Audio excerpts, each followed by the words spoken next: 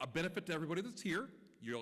But it is being recorded, and so if you do hear of somebody that wasn't able to watch it, we're going to put the recorded version on the website tomorrow, and they'll be able to watch it tomorrow. So it's not like just the live streaming tonight we don't feel is working correctly.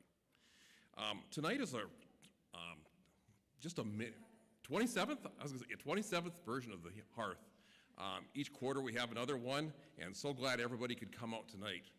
You know, the theme tonight, what are you afraid of? That is it was an interesting thing, and I was kind of putting some thoughts together. You know, fear is it's part of our everyday experience.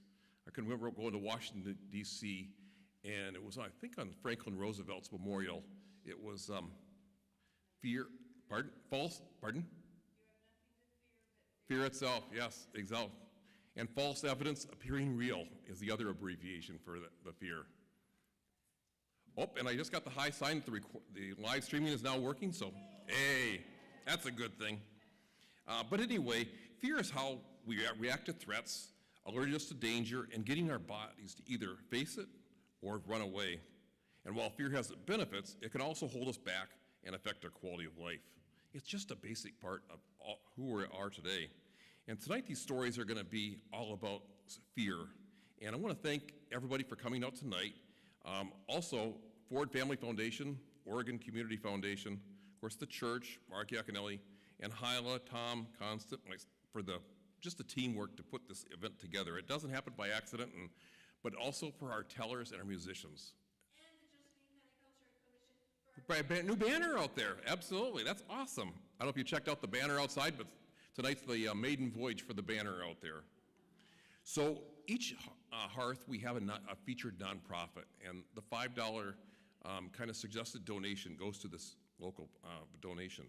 And the Grants Pass YMCA is a local organization that helps its members in our community stay physically, emotionally, and spiritually healthy. And I will say I started out this morning at 6:45 at the Y, so I felt good about that. And tonight we're going to learn more about the YMCA through Brad Converse, the interim executive director. So Brad?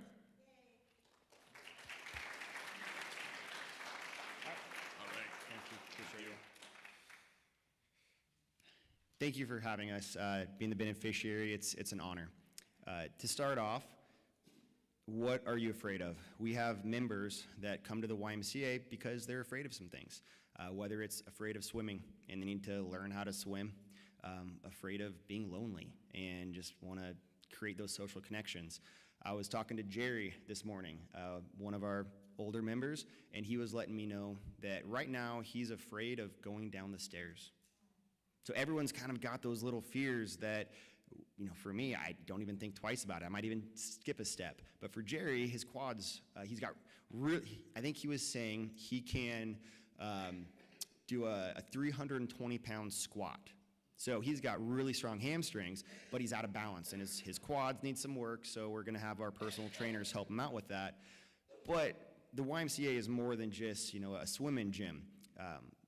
I've been on the board for a long time. I'm currently the interim CEO, and our most important kind of tenet is we want to be a vital partner for community change. So what does that mean? You know, vital. We want to be necessary. If you're going to do something amazing in the community, we want you to think the YMCA needs to be part of that. One example I have, the first thing that I did as interim CEO, so I started last Monday, was my first day as interim CEO, and Ben Mackey, he's our financial director, development, marketing, and one of the first problems I heard was we have this youth in government grant that we were not going to be able to administer because the person we had planning to do that had wasn't able to do it as of last week, the week before I joined. And it's a $10,000 grant that would teach our students, our kids, how to, how does government work? How could you get involved in government? And we were going to have to send the money back or figure something else out. So first thing I did was I called Allison Kavanagh. She's now at the Boys and Girls Club, but she actually started, she started at Project Youth Plus. She's kind of been in a lot of really good organizations. She was the one who kind of kicked off some of the Project Youth Plus locally. So I called her, even though she's at the Boys and Girls Club, I said, hey, Allison, we've got this grant for $10,000. We at the Y can't use it, and we're not going to send this back, even though it wouldn't be, money that's going to the Y. Could you guys use this? And she's like, well, I don't know if, can we partner that way? Can you talk to YUSA? So Ben calls up YUSA, and they're like, actually, we really want you to partner more with Boys and Girls Club. And so we're exploring what that's going to look like. We might even loop in Project Youth Plus because they do a lot for kids as well. That's what partnership means. I'm excited about this job. I'm interim right now, but I'll be trying as hard as I can to earn the permanent job. Because for the past 15 years, I have volunteered in everything from Rotary to board of the Rock Food Pantry, the Faith House, the Mission. For some reason, if you're young and you're eager, people will let you do pretty crazy things around here. I chaired the Duck Derby in 2014. I chaired First Crush for a couple years, and this was just before I had kids. I wanted to be as involved as I could, and for some reason, they let me do it. But there's been a couple meetings that I'd be at, and we'd be talking about these great ideas and connecting people, and then we get to the end of the conversation, and they're like, oh, that's so great. So who are you with? I'm like, I don't know, the mayor invited me. Like, I don't know why I'm here. But now what's really cool is because of the amazing team that exists at the Y, when I'm at the Thursday Rotary Club, and Ace Ventura, which is his actual name, and it's amazing. He's a wonderful person. He works for the American Red Cross, and he's talking about blood drives. And he's not saying, please do more for us. He's telling us some really good stories. He would be an amazing storyteller for this event. But he is letting us know that these things exist. So I'm messaging my team during it and saying, hey, do we do blood drives? And then Ben is like, oh yeah, Ace Ventura is the guy that you need to talk to, but we haven't done it in a while. Rita's like, we used to do it, but we're not doing that right now. And so then I go up and get a card from him, and then that afternoon, Ben emails him. He comes, he checks out our space, and December 31st at the YMCA, there will be a blood drive now. And we've got some cool swag, we've got some hats and different things. So now the cool things that I want to do, it's not, well, I'm on the board, let me see what I can do. It's like, no, let me message my team and see if there's capability and interest. And that's what the YMCA exists to do. We're not just a place to go hop on an elliptical or jump in the pool. We are that, but we're also that vital partner for community change. So when you've got a new idea of, Steve Rowe just came to me asking about, I'm on the board of Talent Maker City as well, but getting charging stations for the homeless, just because they're currently using a lot of businesses, they're finding dangerous plugs, and what if we had a system that was just better designed and available for them. Him coming to me, and I can be that connector, and so then Sam Engel, who is at Rogue Retreat, connecting them, and then Talent Maker City, how could we work together? And then at the Y, we have people plugging into our light posts as well. So it's something that we've talked about at the board level. But how could we become a vital partner for community change where let's help solve this problem? So that's kind of what I want you guys to think about. When you think of the YMCA moving forward, it's anytime you've got an idea for something great that you want to see happen in the community, reach out to us. I'm trying to be as not busy as possible and not covered in paper on my desk because I want to be out in the community. My staff, they're just rock stars, and so what I'm trying to do is get them, right now we're busy, we're transitioning, but get them to the point where they're done at 30 hours in the week, and they're like, what should we work on? Where should we grow? And that's where we're gonna get to. So I'm excited to partner with you guys. I'm excited to hear the stories tonight, and I just, again, want to thank you so much for having the Grants Pass Family YMCA be the beneficiary tonight. So thank you.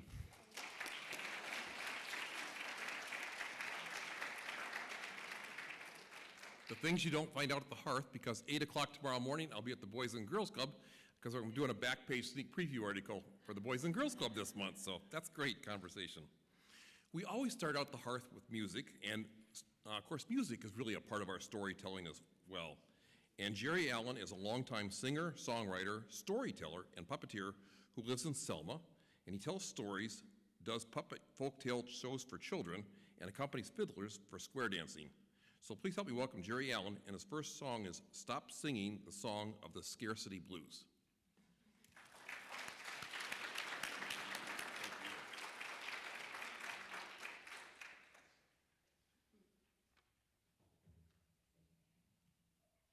I want to thank Hearth for welcoming me to come here, Steve and everybody else. Thank you. And first thing I'm going to do is make sure you can hear me. Can you hear me okay? And can you hear the guitar? Okay.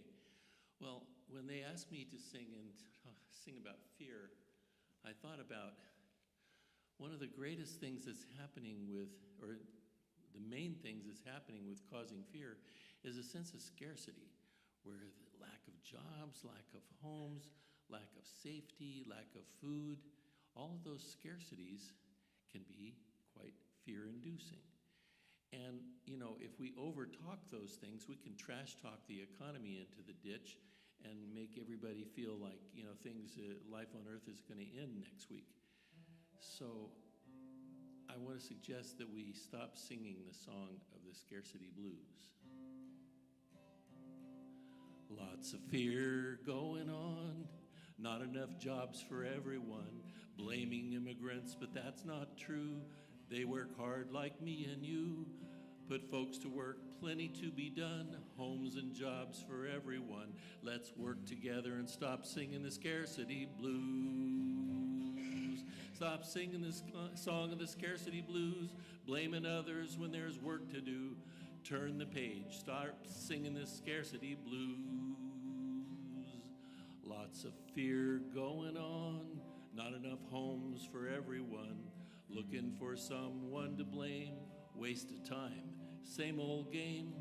Building homes fireproof too, plenty of jobs for all to do. Let's work together, stop singing the scarcity blues. Stop singing the song of the scarcity blues, blaming others when there's work to do. Turn the page, stop singing the scarcity blues.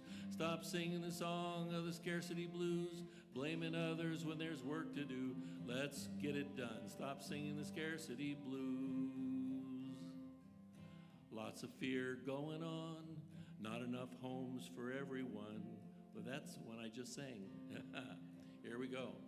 Lots of fear going on, preaching hate toward other ones. Nobody's gonna be replaced. Same scapegoat, same old game. There's room for everyone. Show kindness and get it done. Build respect and stop singing the scarcity blues. Stop singing the song of the scarcity blues, blaming others when there's work to do. Turn the page, stop singing the scarcity blues.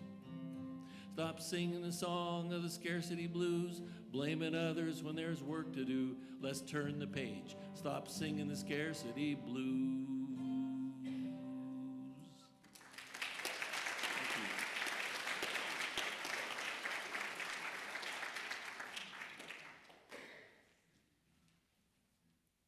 Thank you, Jerry. Our first storyteller of the evening is Nolan Guerrero. And Nolan grew up right here in Southern Oregon. He received his bachelor's degree in sociology and anthropology from Southern Oregon University and has a small chihuahua named Thaddeus he's quite fond of. Imagine Thaddeus is quite fond of you, too. He currently works for Rogue Community College, where he supports low-income students in achieving their educational goals. Please help me welcome Nolan.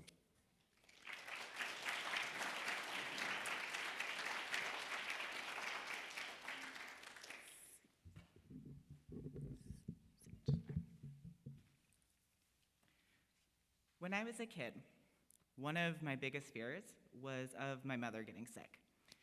I think this is probably a fear maybe a lot of kids have. You're worried of something happening to your caregiver, but for me, this was grounded in reality. One of my earliest memories, I am about 4 years old, standing in the backyard of my family home in Riverside, California, and my grandmother is explaining to my sister and I that she's gonna be staying with us for a little while because my mom is in the hospital. I remember being worried and confused, but this was also something that had become a regular occurrence in our lives at this point. My mother was experiencing a lot of symptoms, and we didn't really understand why. A few years later, she was finally able to get a diagnosis of an autoimmune disease, but as a kid, I didn't really know what that meant. I just knew that regardless of how much my mother loved us and how strong she was, there was still a vulnerability that she had. And so I started to be afraid of the symptoms coming back. One of the main triggers for her was food, and so like the inflammation that it would cause. So I remember if she had just a bite of ice cream, I would worry that this was gonna be the thing that was gonna cause her to get sick again.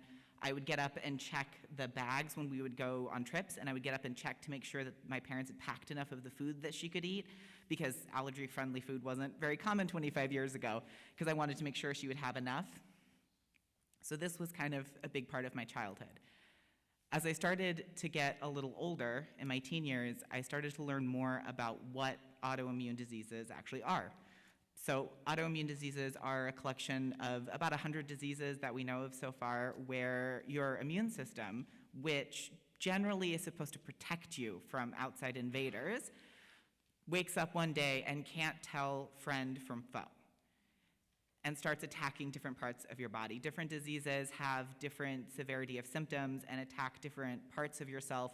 They're not contagious. The main way that you develop an autoimmune disease is through an environmental factor, or in the case of my family, through genetics. There's a very strong prominence of autoimmune diseases on my mom's side of the family. So the fear of my mom getting sick shifted and changed and evolved, and suddenly I started to wonder what would happen if I got sick.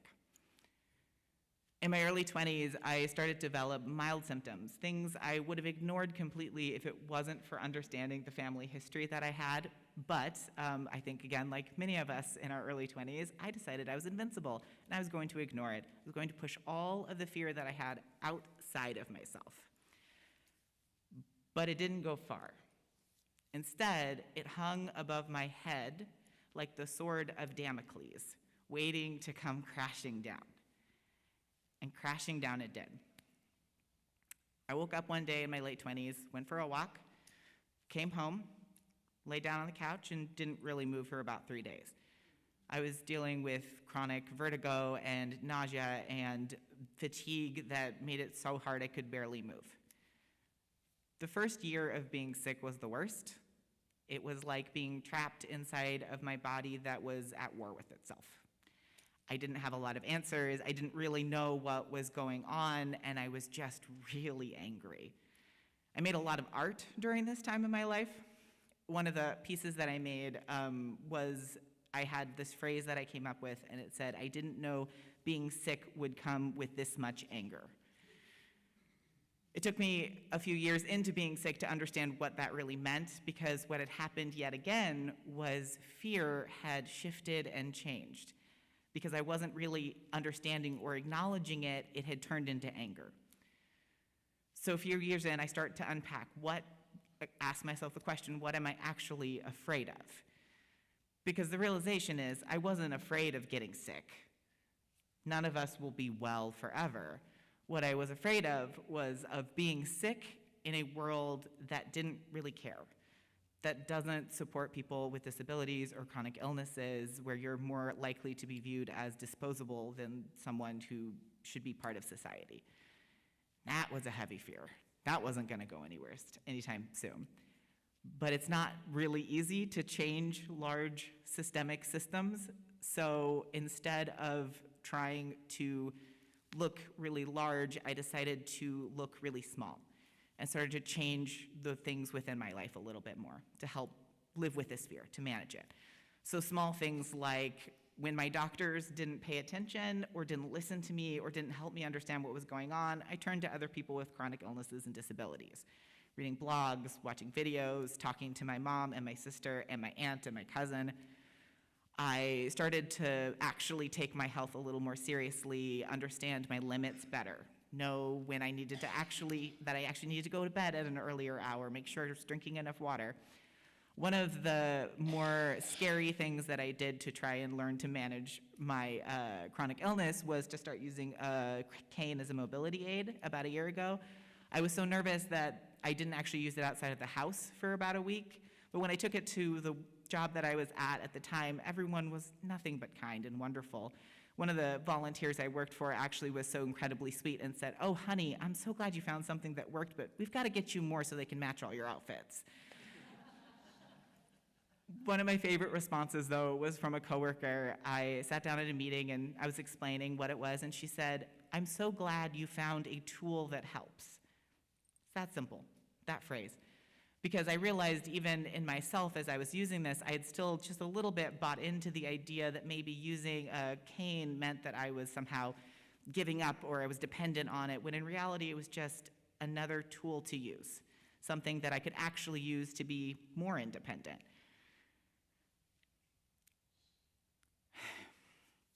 So, learning to live with this fear. It's not always easy because chronic illnesses, and specifically autoimmune diseases, don't actually have a cure. You manage your symptoms and then that's kind of it. So the future at times feels uncertain. There's also the context of when you have one autoimmune disease, you're very often more likely to connect to get more, which I can't blame them. It's lonely to not have company in this world. And so on days when hope feels too far outside of my grasp and this fear feels far too large, I decided to turn to curiosity because regardless of what tomorrow brings, it will be different than today. Thank you.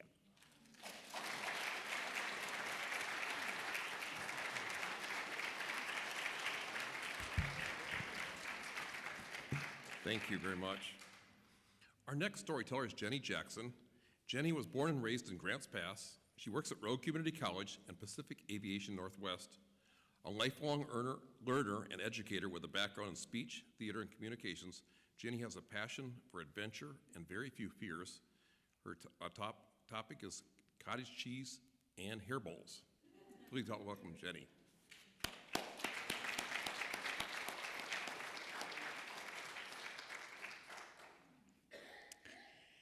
Tengo miedo el pelo en el baño. I was in Spanish class with Suzanne Chavez at Rogue Community College, and it's a beginning Spanish class. I'm still a rudimentary learner. And we were talking about having fears. And to say I have a fear in Spanish, you say tengo miedo.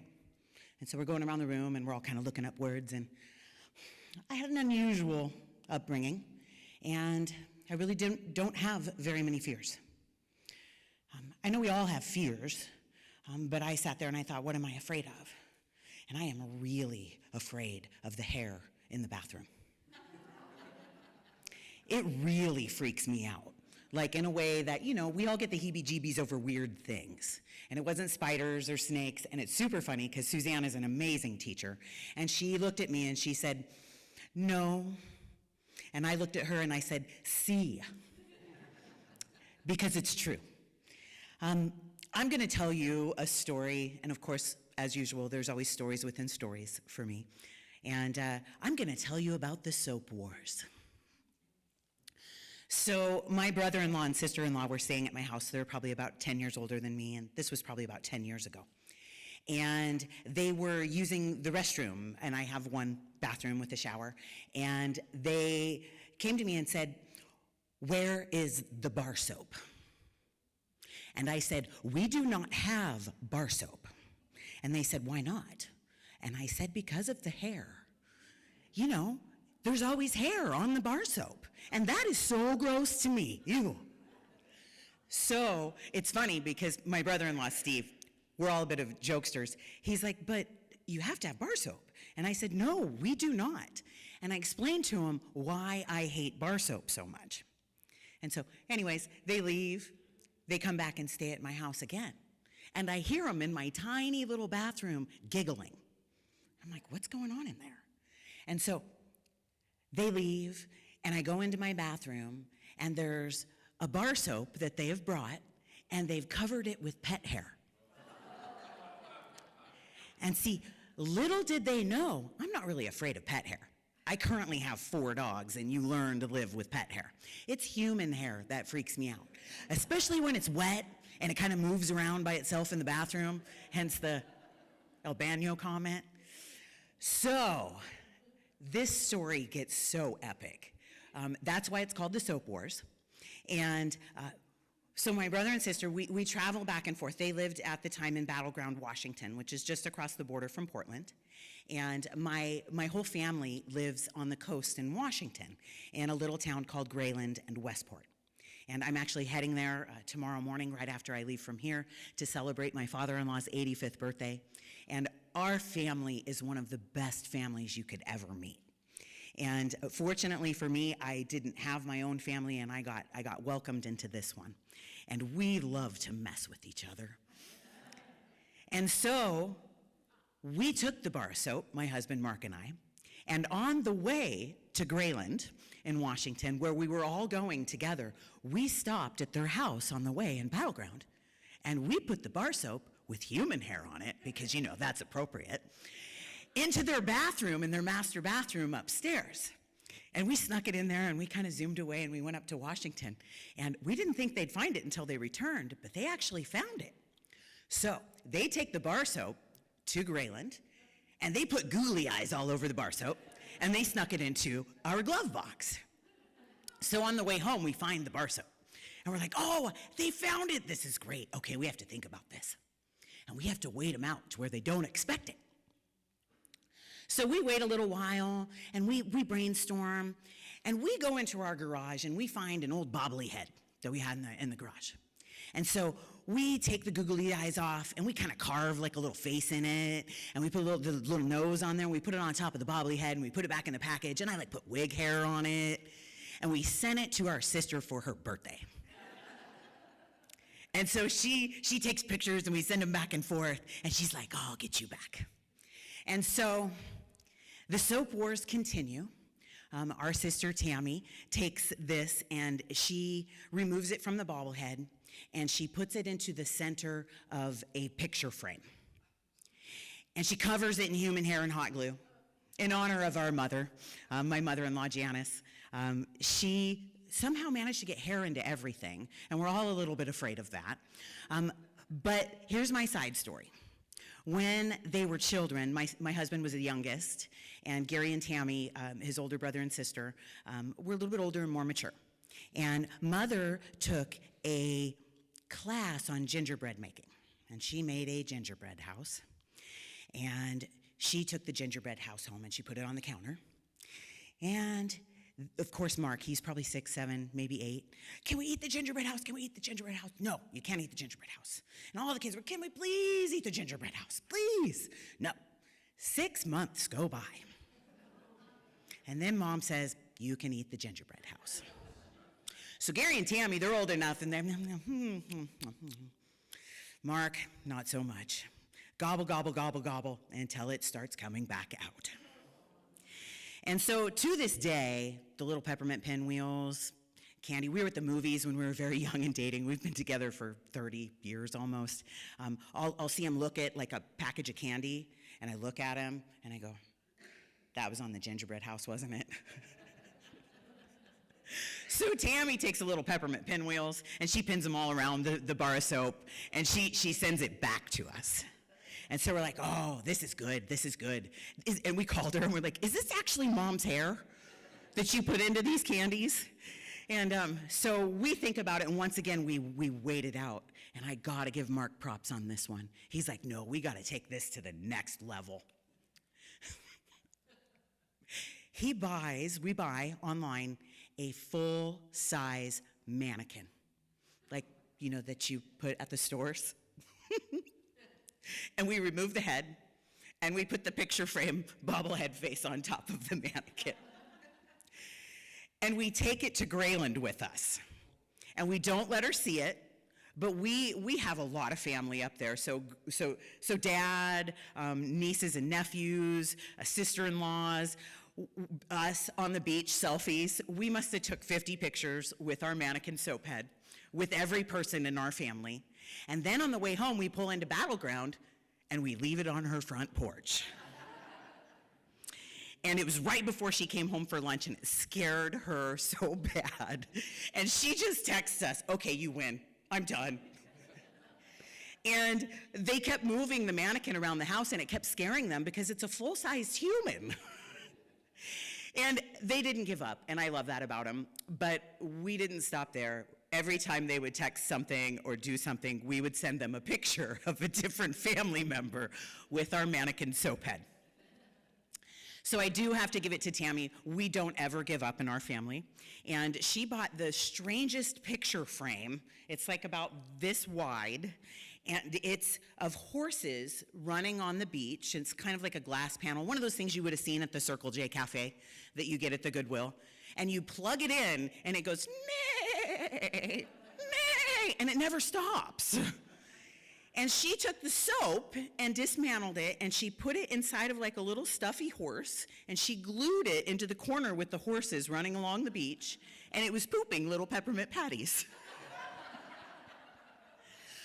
So all I can say is that we still have that. When they came to visit last time and they stayed in our guest house, we stuck it underneath the house and plugged it in. And we've been holding out, to be honest, for far too long because we're having a hard time coming up with something great. But we're on the way back to Grayland to celebrate Dad's 85th birthday.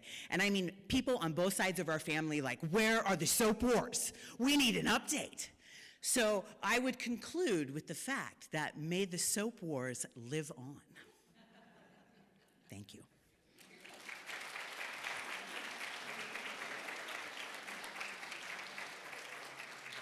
Thank you, Jenny. Our next storyteller is Tom Berry. Tom is part of our Hearth team and has been in Grants Pass for over 6 years. As a child, Tom was often embarrassed by his dad's habit of sharing bad jokes and long stories. Well, as they can say, the apple doesn't fall far from the tree. But Tom enjoys hearing stories even better than telling them, and he feels the best way to share a story or a joke is over a good beer. Please help me welcome Tom Berry.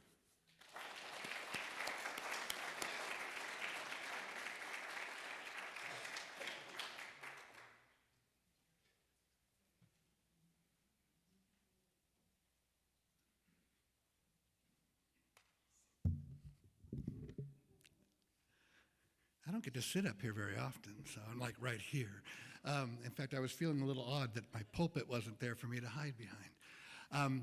Mark Iaconelli always told us that when you do this, you should remember or memorize your first sentence, your first part of the story, and your last sentence, so you know what you're doing and you know where to end.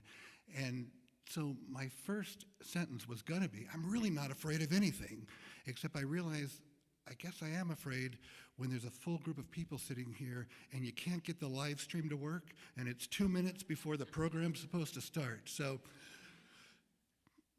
we'll just let that go. So there you go. So I really, when I thought about this, I'm not really afraid of much of anything. I mean, I couldn't think of anything that hangs over my head day to day or week to week that just scares me. I mean, I'm not looking to jump out of a plane anytime soon. If someone cuts me off on the highway when we're going really fast and I think I'm going to go off the road, that kind of gets me right there in the stomach. I fear those things, but I don't really fear much in that way. But as I thought about this some more, I realized when I was a child, I was afraid of a lot of things.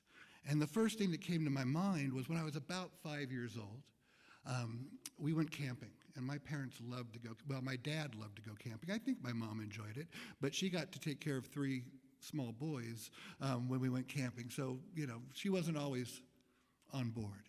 But we went camping, and I was about 5, and so I have 2 older brothers, so that would put them about 7 and 9. And at the time, we were camping 5 of us in a VW Bug, so that was an interesting experience all on its own. And we got to we got to the campsite, which was rustic, and my parents were unpacking everything and setting up the tent, and I said, I have to go to the bathroom. And they said, Bill, take your brother to the bathroom. And so Bill, my oldest brother, 4 years about older than me, takes me down the trail to the bathroom. And this was a rustic campsite. So it wasn't flush toilets and showers, and it was an outhouse. And it wasn't a cool outhouse either. And I mean, what is a cool outhouse? But I mean, it wasn't one of those those nice ones that actually almost look like a regular restroom. It wasn't one of those. It wasn't even one of the ones that are kind of the fiberglass ones that they have at concerts and events that you could. No, this was a rickety old wooden outhouse. It looked kind of like a wooden telephone booth. Had a little door. You opened it up. There was a shelf with a hole in it. Someone had stuck a toilet seat on there to make it look classy, and you just, you used it at your own risk. It was sitting above a 10-foot nasty hole in the ground, and so we got there, and my brother opened the door, and I said, stop. I said, I'm a big enough kid. You wait out there. I'm going to got this going. So I closed the door, and I noticed there's one of those little hooks, little latch. So I'm like, latch that little thing. Get down, sit down on that little toilet seat, and it didn't take long before I realized I was moving. And my bottom was going down, and my legs were going up, and I was starting to bend in half. And I was going down, and I just started screaming. I'm yelling for my brother, Bill, and I'm like, help. And of course, he's rattling on the door because I locked it. And he's rattling, I'm screaming, my feet are going up. He pulls the door open finally, yanks me up, resets me on the seat there. I think by the time I hit my armpits, I would have been okay. But at the time, I was terrified, and I was sure I was going for a swim 10 feet down. So my brother saved me. But I'll tell you, 55 years later, I still think about that story. So it scared me. Not long after that, same age roughly, we were all at home. My parents decided it was time. They hadn't gone out, 3 little boys. They hadn't gone out forever. They were going to go out for the evening. They were going to go out on a date and go out and so they said, okay, we're going to get you all settled for bed, and then we're going to put you to bed, and we're going to go out. Now, don't judge my parents here, because the definition of going out was they were going next door to their friend's house to have a glass of wine 30 feet away. So the 6-year-old, the 8-year-old, and the 10-year-old together alone it wasn't like we were being abandoned. But they said, before you go to bed, here's the phone number, wrote right there on the countertop, right by the phone, and this was back in the days when those good phones on the wall with the rotary and a 6-foot cord that became a 15-foot cord because you strung it out. And so they went, and we were asleep. And I don't know, it couldn't have been more than 10 minutes. I woke up. I must have had a nightmare. I panicked. I was looking around. I was running around the kitchen. Where's that note? Where is it? I didn't know what to do. I didn't know how to reach my parents, so I ran screaming down the hall to Bill's room. I flung open the door, I ran across the room, I leaped onto the bed, I grabbed his face, I took my fingers to his eyelids and went, oh! And I said, Bill, the ghost has taken the telephone number. And fortunately, he didn't hit me, which was good, but he calmed me down, and we went back to the telephone, and we called my parents, and we ruined their evening, of course, but they came home and took care of me. But as I said before, since that time and a few others, I haven't thought of much that's really scared me, or can't say I'm afraid of anything. Now, a few years ago, my mom passed, and the last couple of years of her life were really hard on her, and she had a lot of health issues. Now, my mom was a person that did everything and went everywhere. If you asked her to do something, she didn't give up until it was done. If she was on your committee or in your team, you knew you were going to get 200% out of her.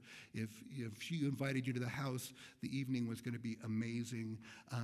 We teased her. She had 2 speeds, one full speed ahead and the other one passed out asleep. So there wasn't anything in between. And so that's the kind of person my mom was. And as she got older and closer to death, she really felt that her body had kind of given up on her and kind of betrayed her because she couldn't do the things that she wanted to do. And one night, not long before she died, we were talking, and she was really upset, and she was in a lot of pain, physically and emotionally. And I said, Mom, are you afraid to die? Now, my mom was a minister as well. And as ministers, we've sat at bedside and held a hand to a person as they've passed. We have helped families celebrate the life of and mourn the passing of their loved ones. We have done funerals. I mean, this is part of what we do. And I asked her, Mom, are you afraid to die? And she said, no, I'm not afraid to die. I'm just not ready yet. And at my head, I didn't say this out loud, but I went, well, that means you're afraid to die, Mom. That's what went into, And the conversation stopped right there. I mean, it wasn't it just didn't go anywhere. And as I was thinking about this evening and this time of talking, see, I thought my mom was kind of one of the best definitions of FOMO. And if you're not familiar with FOMO, FOMO is the fear of missing out. And my mom was always in the middle of everything, enjoying everything. And so she wasn't afraid to die, but she wasn't ready yet. That's the fear of missing out. And as I was thinking about this evening, I thought, you know what? That makes so much more sense to me. And I was a little embarrassed that I kind of chuckled at that time. Because the FOMO apple doesn't fall far from the tree, whether it's dad or mom. And so I asked myself, Tom, are you afraid of dying? And I said, no, I'm not. And I'm honestly not.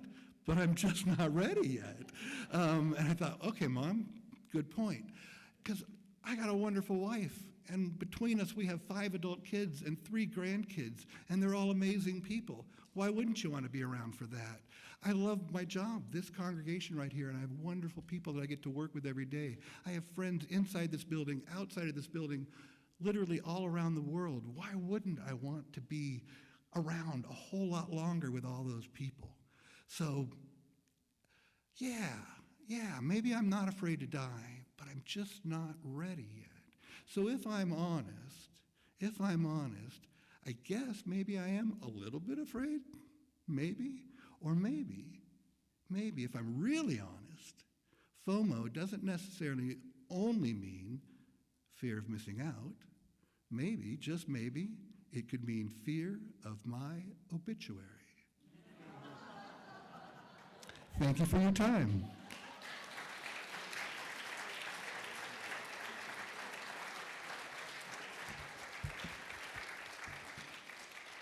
Thank you, Tom. Before our intermission, Enoch and David. Enoch and David have been best friends since meeting during their college days. They have played music together on and off ever since. After Enoch relocated to Grants Pass 4 years ago, they reunited as a musical duo, combining acoustic guitars and harmonized vocals, and now play in local venues. They play Enoch's original songs and tunes penned by other musical artists who have inspired them. Please help me welcome. Thank you. Thank you. Howdy. I gotta turn my. I'm Enoch, and this is David. I'm David. That's Enoch.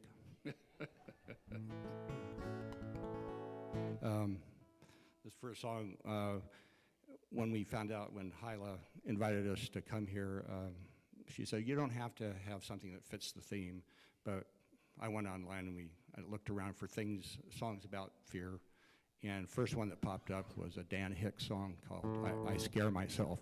So we worked it out, and this is our first time to play it in front of people, but we've been working on it, so here it goes.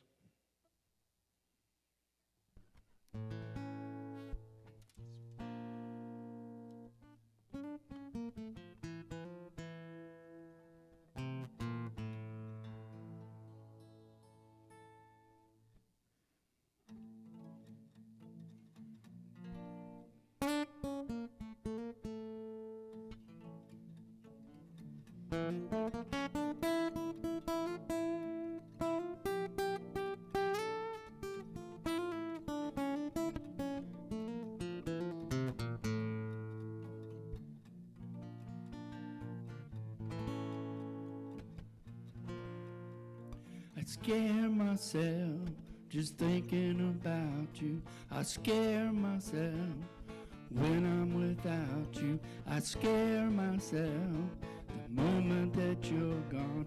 I scare myself when I let my thoughts go. And when I'm running, I keep thinking of you.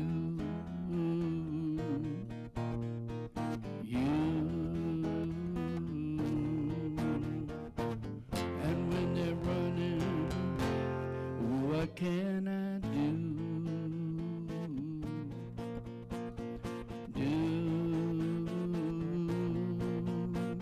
I scare myself, and I don't lightly. I scare myself, I can get frightening. I scare myself to think scare myself. It's some kind of voodoo. And with that voodoo, I keep thinking of you. You. And with that voodoo, what can I do?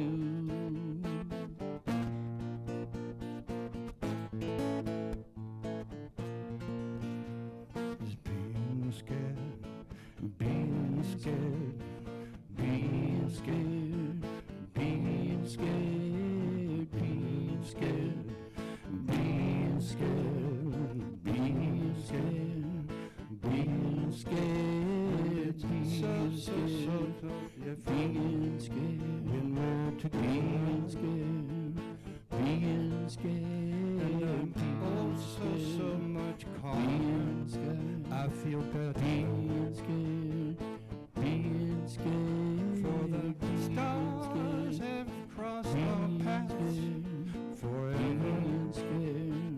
being scared, and the sooner that you realize it, the better.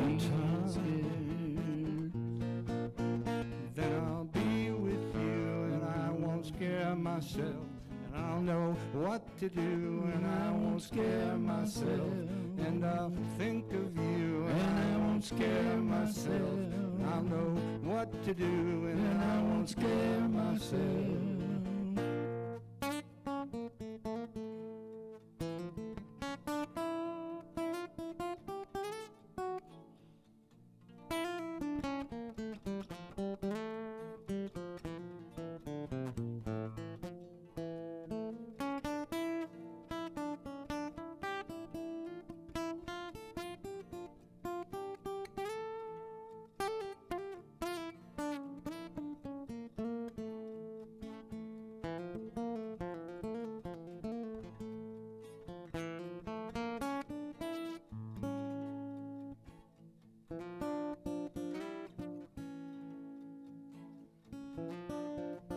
Then I'll be with you and I won't scare myself.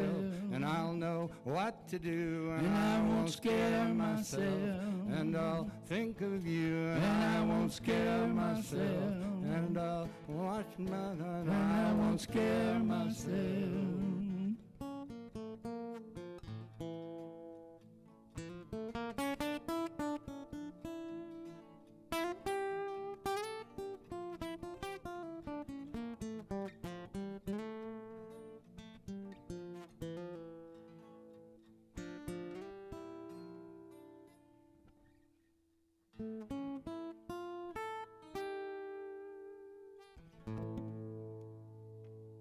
That's it.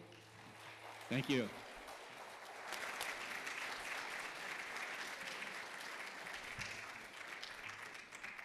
Thank you, and we'll now have a 15-minute intermission, and there's some water out there if you'd like to take some refreshment too. Thank you.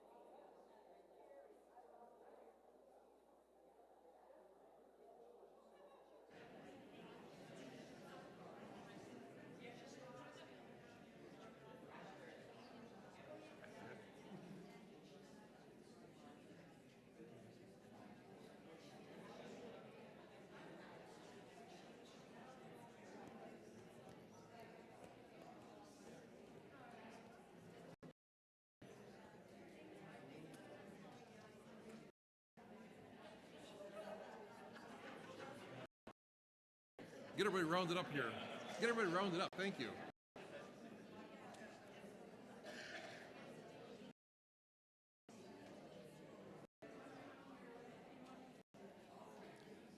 If everybody would take their seats, we'll get started with the Hearth in a minute or so. It's always hard to break up the good stories out there.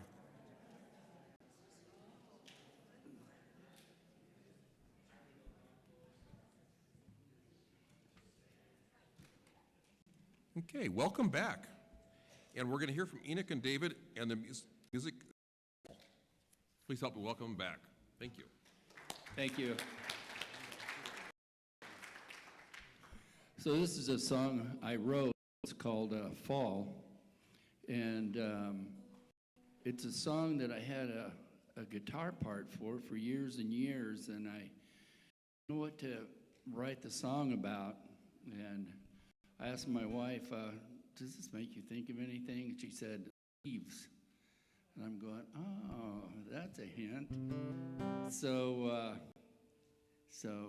my mind started working, and leaves. It was fall, and this is a song about not only fall, but maybe the fall of our lives.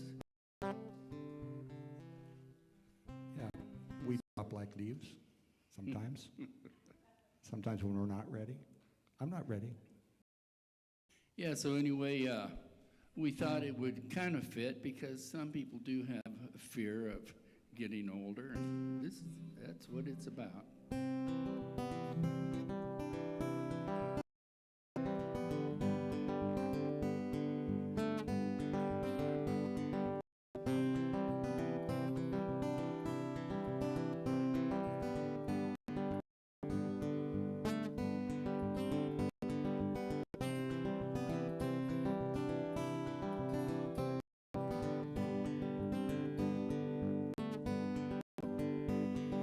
Leaves of reds and yellows hit the ground. Greens and golds and embers all around.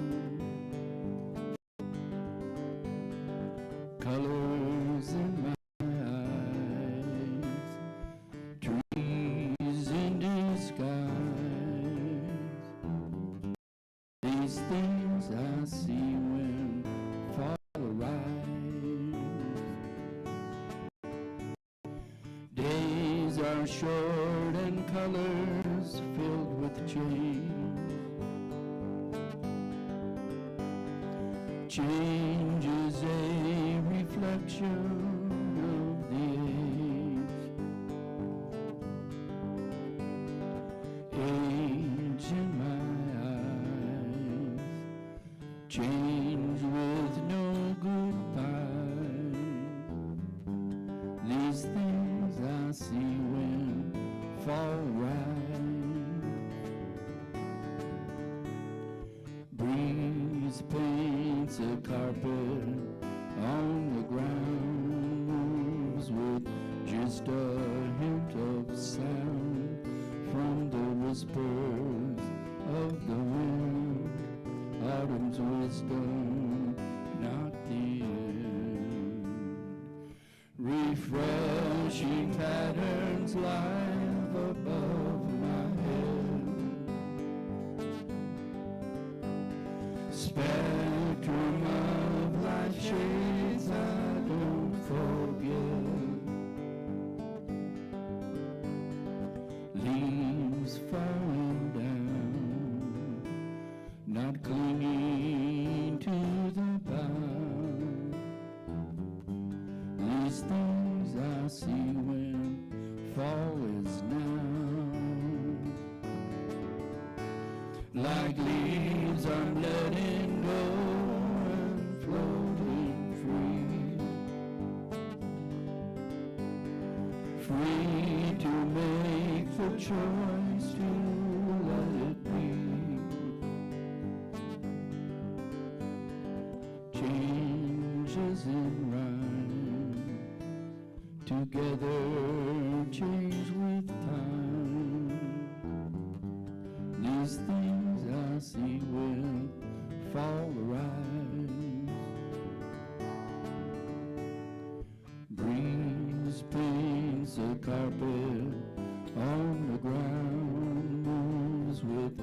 just a hint of sound from the whispers of the wind. Autumn's wisdom, not the end.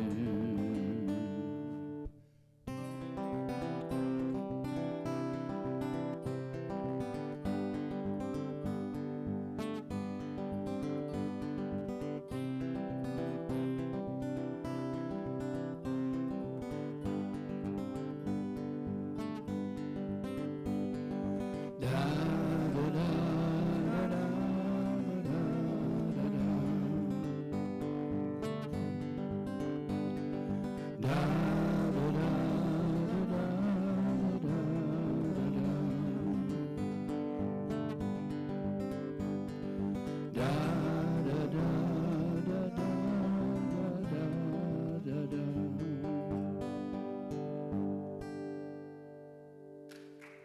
Thank you. Thank you.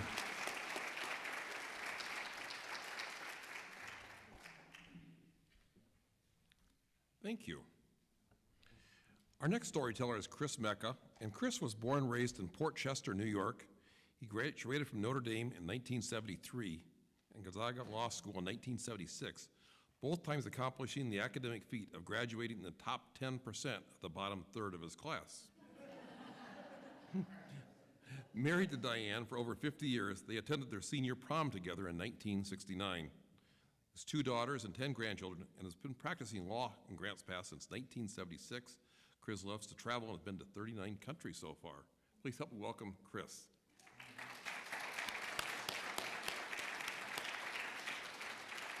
Thank you, Steve. Yeah, my name's Chris Mecca. I'm a lawyer here in town, and I've been a lawyer for 48 years. I had no idea what to talk about until, I told Hyla, I said, Hyla, I'm not afraid of anything. I'm a lawyer. I've been to college. I graduated in the top 10% of the bottom third of my class. What can I possibly be afraid of? She said, how about a client?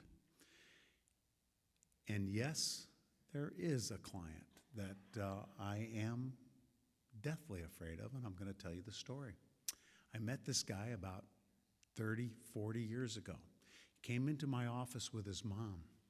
The man had no social skills whatsoever, did very little talking. But his mom comes into the office with him, and the mom's angry, defending her son, because the FBI and the Bureau of Alcohol, Tobacco, and Firearms wanted to question him. And so she goes, he did something wrong, he's paid his price, and whenever something like this happens, they want to talk to him. What is this? Someone had sent a mail bomb to a judge in like Alabama or Tennessee. Didn't kill him, injured him. And the mom was furious because they wanted to talk to her boy. Now her boy, I didn't know the full story until I called the FBI. I explained a few things that a lawyer would explain. You don't have to talk to them. You don't have to answer their questions. You don't have to. But I was curious. Why do they want to talk to him? And they were gone. So I called the FBI and the Bureau of Alcohol, Tobacco, and Firearms, and I said, this fellow was in the office and everything else, and why in God's name do you want to talk to him? And this FBI man said, we will always talk to him because he's on a very short list of individuals who, if something serious happens, like a pipe bomb, he is at the top of our list. Why? Well, it seems that 10, 15 years prior to this was about 30 years ago, there was a bomb sent to a professor at the University of California at Hayward or Berkeley, where he was a student. He did this terrible, terrible thing. And so the FBI guy said, we have criminologists who will say that what makes this criminal such a sociopath and so dangerous and so scary is that most of the criminals you deal with could be your neighbors.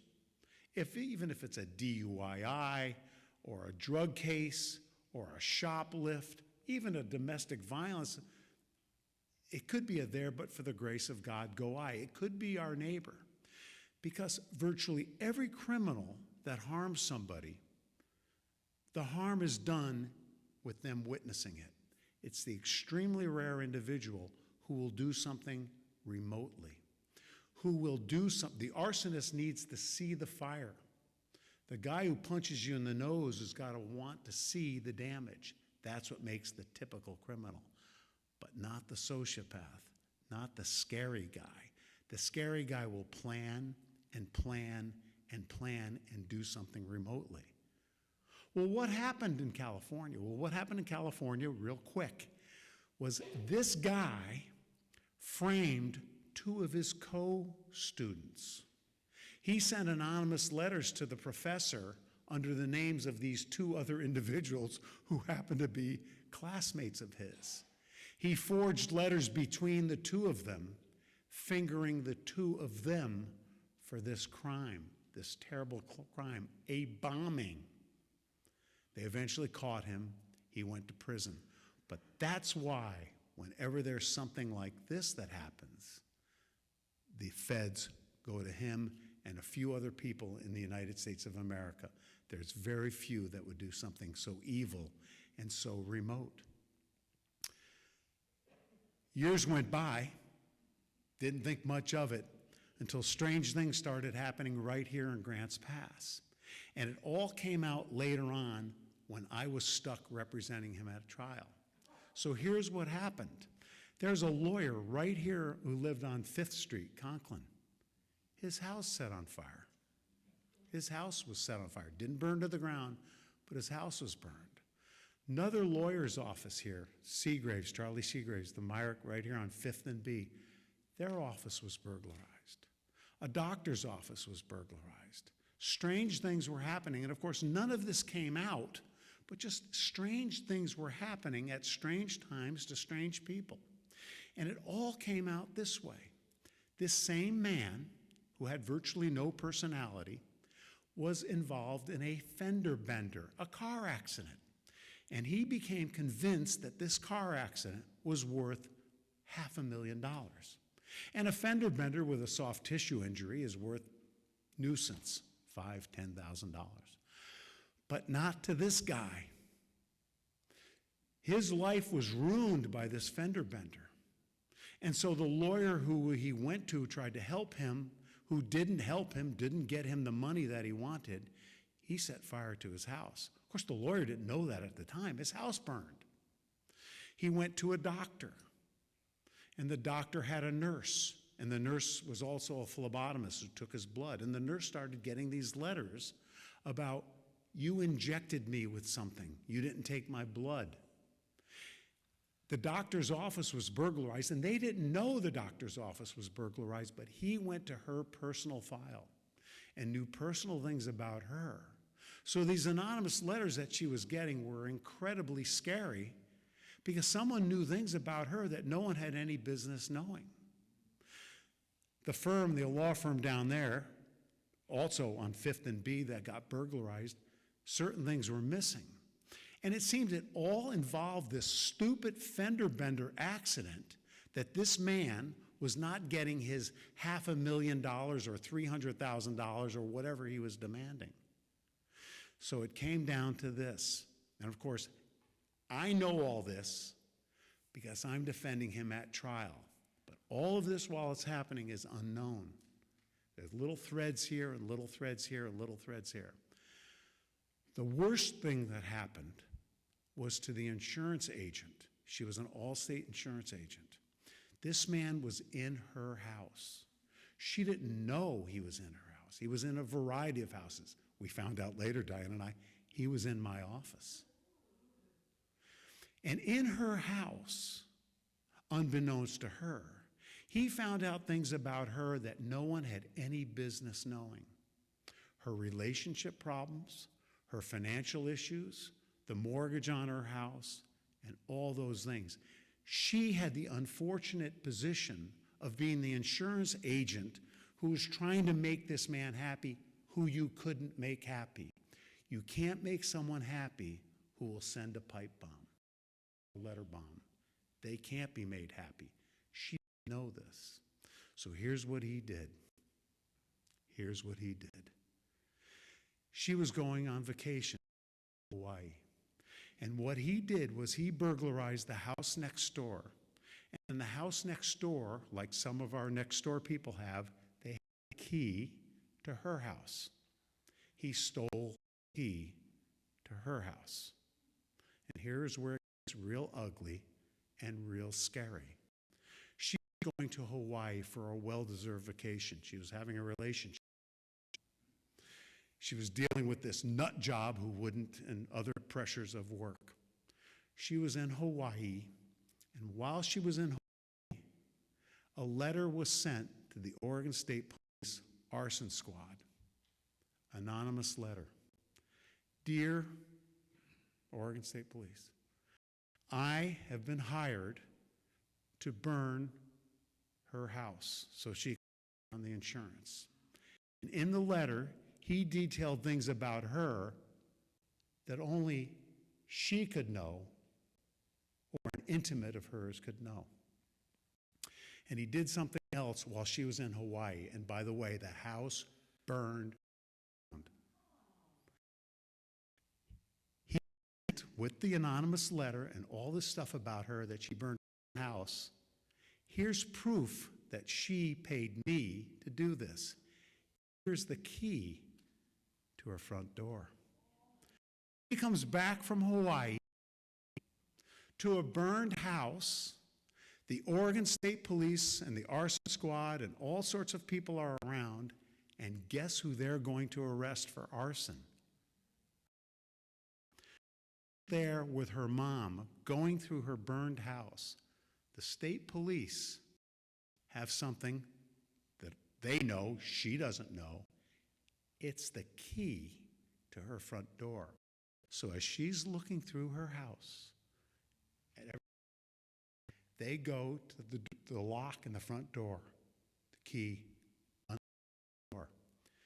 They were ready to arrest her for arson.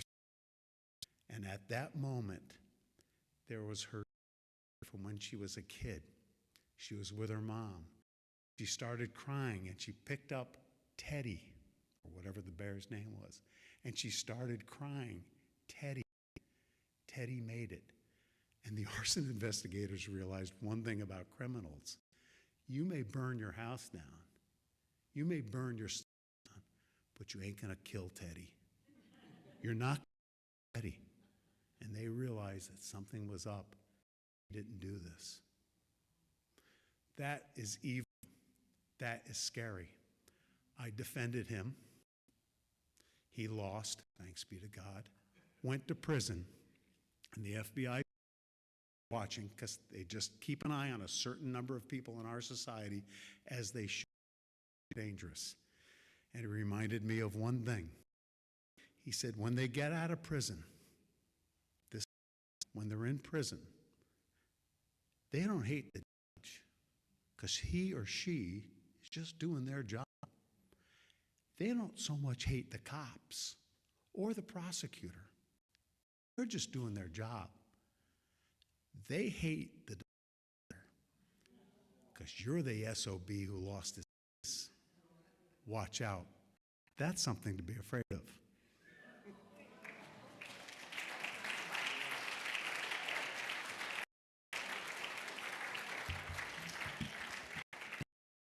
Thank you, Chris. Our next storyteller is Elias Poor, a first-generation Texan that fell in love with Oregon while living in Portland in 2022 and 2023.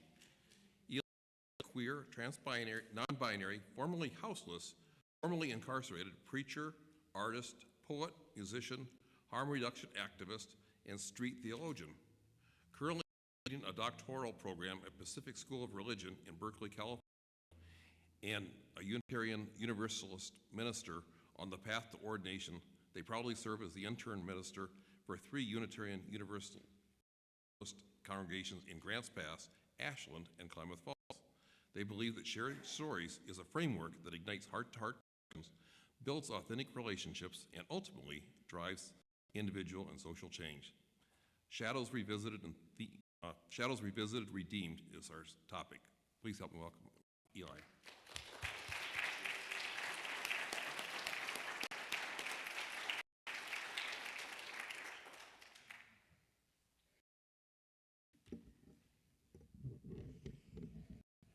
Thank you. I have about another criminal. So, for me, fears are nestled within fears. They are for many of us. And I'm afraid only of the specific things that I share tonight, but of the process of naming them here. Fear and vulnerability rises up in me right now, seeing all of the eyes. I also normally get to hide behind. I fear saying too much or too little, being not enough, showing something tender in me. I fear having that thing held up, examined, found. I'm afraid also of the parts of myself that do that very thing to myself.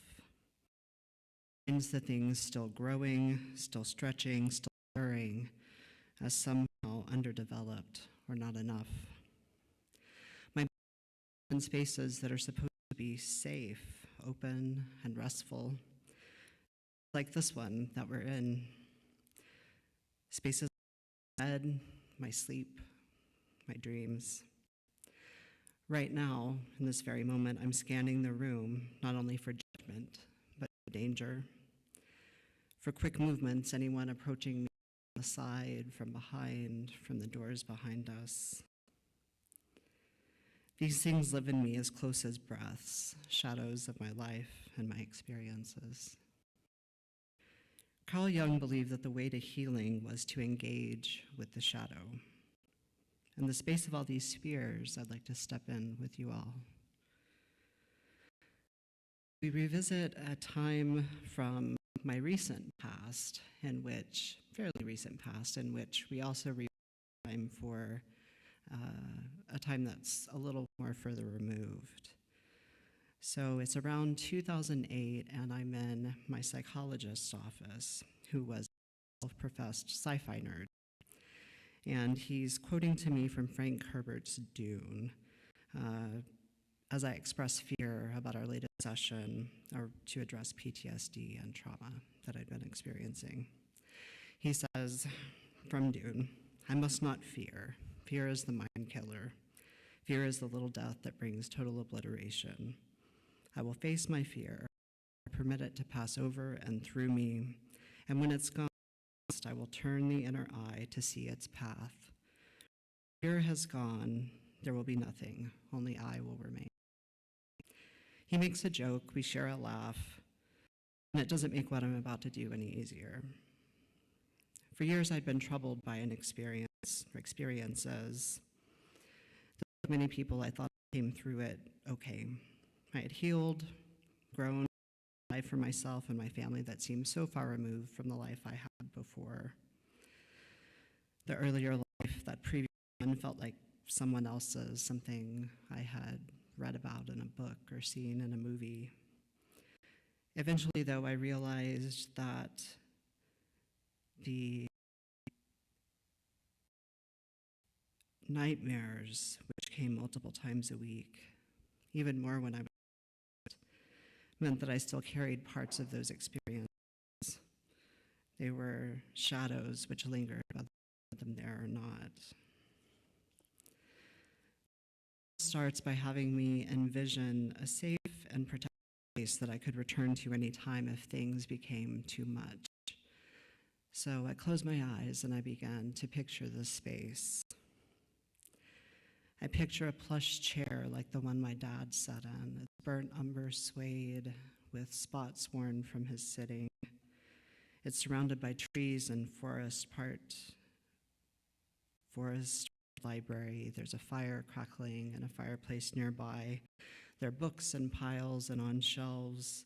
There are photos I love, art and poetry that I love. There's a crocheted from my great-grandmother, long lost, and over the back of the chair. From an unseen sourdough bread that I baked as a kid with my dad and my stepmom, I smell holiday meals, cooking, woodworking for my grandpa's wood shop. Fireflies from my grandparents' place in South Carolina flicker along the edge of the scene on the forest edges. And with that, we step in. Picture a time when you were incarcerated and you felt most vulnerable, my psychologist says. What you experienced. Safety of the forest library fades, the scene is pulled away, and I'm 22 again, grieving the loss of my father's recent suicide, which moved me from being an occasional user of prescription opioids to full-on immersion in heroin use and crime. To spend the next years of my life in jails and prison, I feel panic, helplessness, and grief. I've been thrown into the rubber room in the county jail. Its concrete walls covered in dingy brown rubber. My lumpy jail-issued mat and sheets have been taken, along with my clothes. There's nothing in this room but a hole in the floor. I'm in full withdrawal, shaking, bones aching, unable to stop moving or sleep, despite the pain and exhaustion. After this, you'll and I bet, a guard commented, wrong. I just don't understand why you do this to yourselves, the nurse remarks. The lights were on constantly, making time distorted, so I don't know how many days passed there. But I was awake for so long I began hallucinating. People yelled out from adjacent cells, talking about conspiracies, enemies real and imagined. Were usually reserved for people who were deemed a danger to themselves, often used to house people with mental illness, and people who were troublesome or just inconvenient for staff. Psychologist's voice through their shouts, and I return to my safe space, reminding myself that I'm no longer there. A deep breath, and back we go again. This time I visit myself in the place now, or as I was there in that psychologist's office. He asks what I see. Trauma, I say. Trauma being compounded by trauma. What else? I see a young person alone and hurting. What do they need, he asks. The answer comes quickly. Compassion, love, to be seen. Can you offer that to them now? Yes, I answer honestly, and I do. I see myself as I was, not as a failure or a villain, deserving of pain, but desperately hurting and in need in that moment. And in that moment, I gave my past self what they didn't have, cut off from anyone about or who cared about me. In that moment, I cared for myself, offering up all the love and compassion and forgiveness and hope I could imagine needing. I told them things would not always be this way. It was a process, an ongoing one of fear, not just of incarceration, but of a deeper one that I somehow didn't believe. Fear of my own worth, potential, and place. We continued our sessions, and the nightmares lessened. They still come, but they're far less frequent. It's one of those cliches that are repeated so often because no one intends to become addicted. Systems allow trauma to go unaddressed, compound their effects. From a young age, I was a high achiever, graduated at 15, played numerous instruments, was an artist, a writer, socially conscious with a spiritual hunger, all the hopes of my working class family hanging on me. After opioids in prison robbed me of my 20s, I'm still in the process of realizing these dreams and making these experiences mean something by sharing them, despite my fears. The fears themselves are still here, but they're quieter. They tap on my shoulder and they whisper insecurities. And now, They trap me while I'm sleeping, sending me back to prison, often anticipating withdrawal, imagining the ways I would have to break myself back down in order to survive that system. They make threats of the people around me, judgment in eyes that watch and ears that listen. They shout danger where there is none. I'm learning, though, how to listen to them, knowing that these fears were born from a part of me that needed protection. Though steeped in shadows, they serve to keep me safe. I'm learning to honor them and their place in my story, grow from them, and embrace their complexity. And when they could become too much, a place I can go to, part library, part forest, surrounded by things I love, who I am, where I come from. Then fear, with all its twists and whispering shadows, becomes not the mind as it was for Frank Herbert and Dune, but instead a guide, a protector, and a friend. Thank you.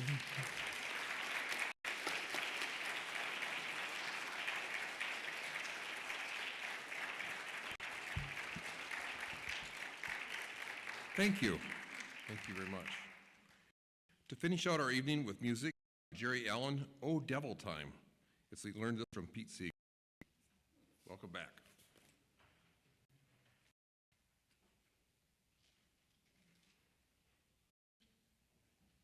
I'm going to plug that guitar in.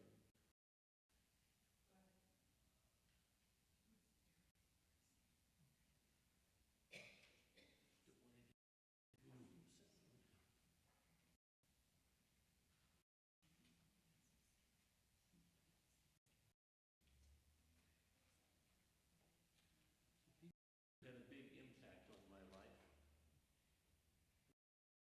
Folk singer. Go. And I'm going to check this. Make sure it sounds. Can you hear me? And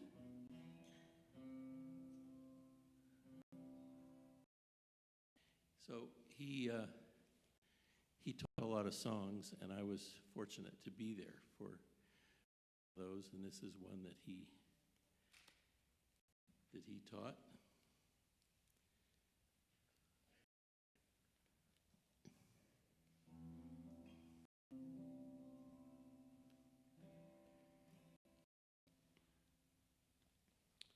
Let me do this.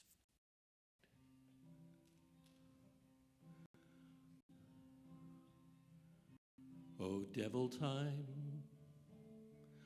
I'm gonna fool you now. Oh, devil, you'd like to bring me down. But when I'm feeling low, my friends all gather round and help me rise to fight you one more time. Oh, devil pain, you've often pinned me down. You thought I'd cry and beg you for the end, but at that very time, my friends all gather round and help me rise to fight you one more time. Oh, devil fear, you with your icy hands. Oh, devil fear, when I'm afraid you'd like to freeze me cold. But when I'm sore afraid, my friends all gather round and help me rise to fight you one more time. Oh, devil hate, I knew you long ago. Then I found out the poison in your breath. Now when I hear your lies, my friends all gather round and help me rise to fight you one more time. No storm or fire can ever beat us down. No wind that blows but carries us further on. And you who fear, oh friends, all gather round, and we will rise to sing it one more time. And we will rise to sing it one more time.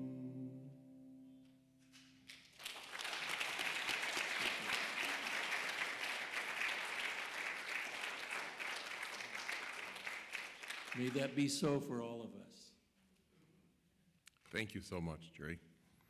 So our next Hearth is going to be on January 23rd, and the topic is going to be misunderstandings, and the featured nonprofit will be Our Foster Kids. Thank you for coming tonight. You know, we heard this, I was thinking about the honesty of everyone that spoke tonight, and honesty in facing our fears, and how we overcome those fears. And so, wish for you is to be able to use this tonight, these stories about people overcoming their fears. They say oftentimes that public speaking is a big fear that many people have, and they would it breaks right up there with death. But for them, for everyone here, and thanks to our amazing sound crew over there, for Kate and for Tom, without them, yeah. Enjoy the evening, and we'll see you next year.